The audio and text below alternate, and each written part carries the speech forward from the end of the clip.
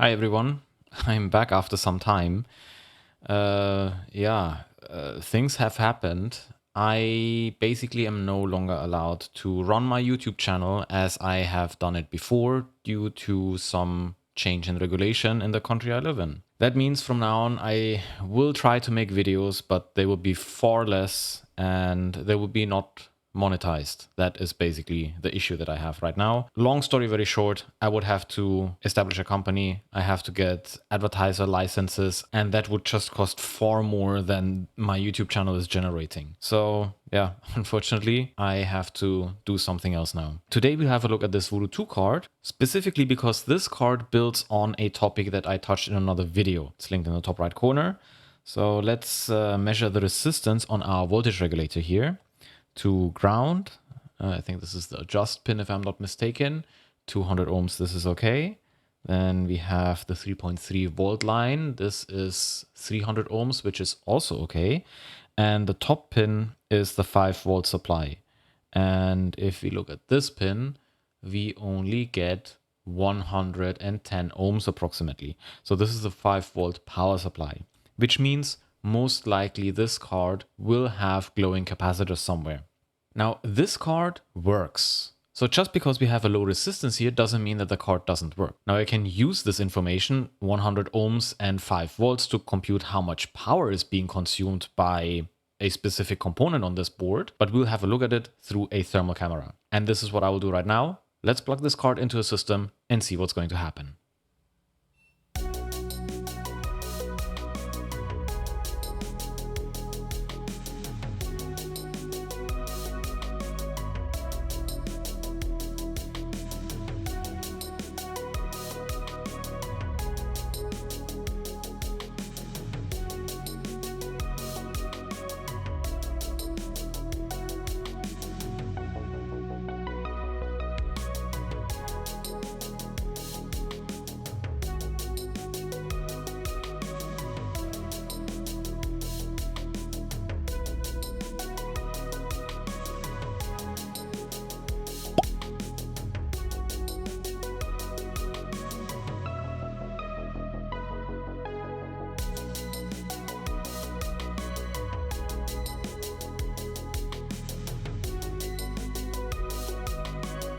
And it looks like it is this capacitor. You could see that we posted. You could see that there was nothing wrong. I didn't test the card, but we clearly have an issue with this capacitor, which is right under this memory chip. So what I will do now is I will just remove this one capacitor, and then we'll see if our resistance changes, and then we'll figure out what capacitor this is, replace it, and hopefully then we'll get above 20 kilo ohms, which is normal on those cards. No need for a microscope for this.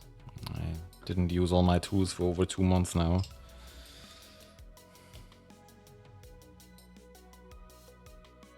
Okay, I just moved the capacitor. Let's see what happened to our resistance. Okay,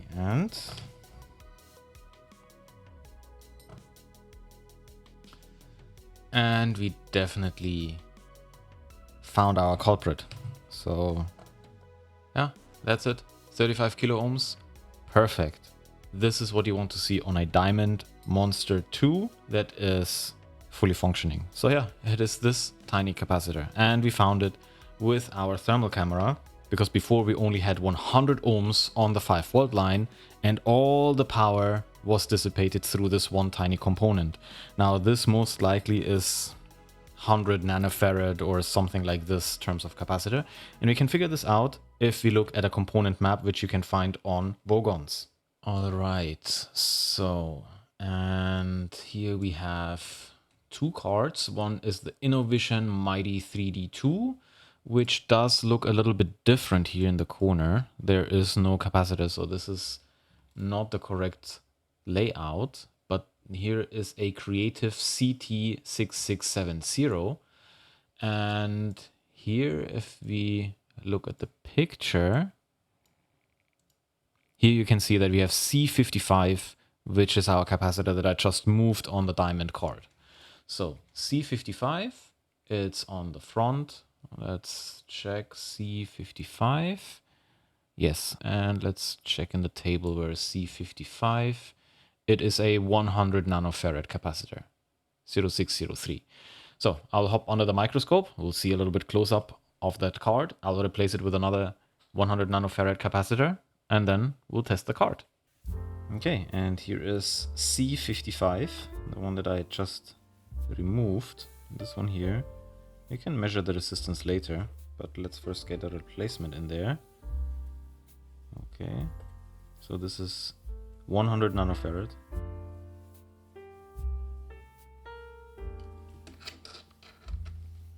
Let me get this on there.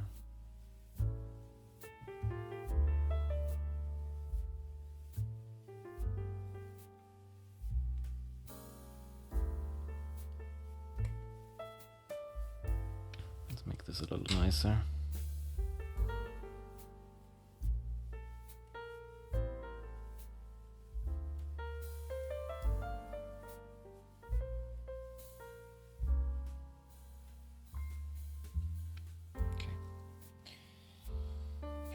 And we're done.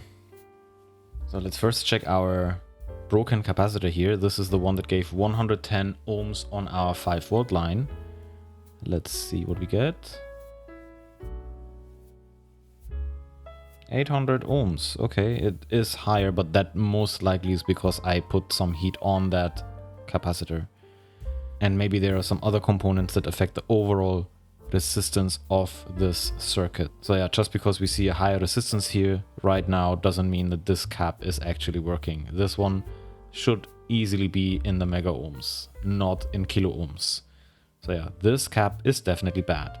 Now let's see our resistance of our Voodoo2 on the 5-volt line, and we have 35 kilo ohms on the 5-volt line. Before we had 110 ohms. So yeah, this card now is perfectly working. Hopefully, let's see. I haven't tried anything on that system for 2 months. Okay, and we're in Windows. Let's see if our Voodoo2 card is detected. Yeah, it's here, and that looks good. And we have a 4 megabyte frame buffer and 4 megabyte texture mapping, and that's correct. This is an 8 megabyte Voodoo2 card. Let's just see if it renders correctly. Yep. And the frame rate is low because I have a K63 at 400 megahertz. But yeah, that looks good.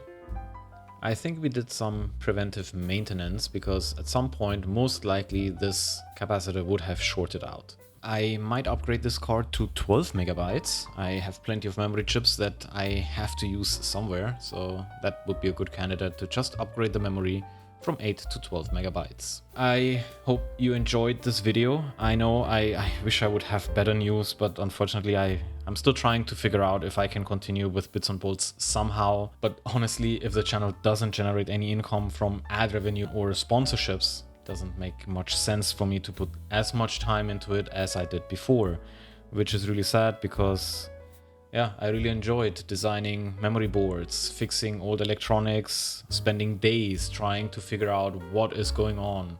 But this is unfortunately reality. Anyway, let me know in the comments what you think about this repair and also what you think about my situation. Maybe you can give some insights, help, or whatsoever how to continue, because I really don't want to give up these 2-3 years that I was working on this channel just like this. But this is the current situation. And yeah, let's be positive. Take care, and I'll hopefully see you soon in another video. Take care, and bye-bye.